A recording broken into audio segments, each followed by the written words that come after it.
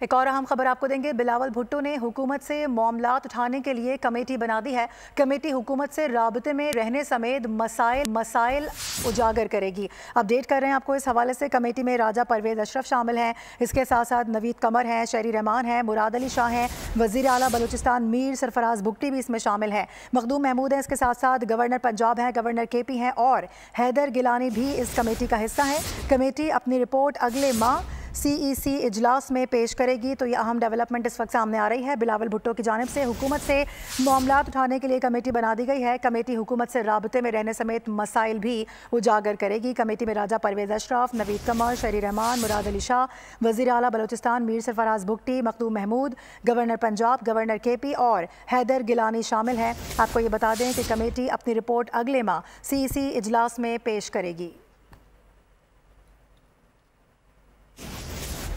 Update कर रहे हैं आपको इस हवाले से। बिलावल भुट्टो ने हुकूमत से मामलात उठाने के लिए एक कमेटी बनाई है और बताया जा रहा है कि कमेटी हुकूमत से राबते में रहने समेत मुख्तलिफ मसाइल हैं जिनको उजागर करेगी। कमेटी में राजा परवेज अशरफ, नवीद कमर, शहरी रहमान शामिल हैं, इसके साथ साथ मुराद अली शाह हैं, वज़ीर आला बलूचिस्तान मीर सरफराज बुगटी भी इस कमेटी का हिस्सा हैं।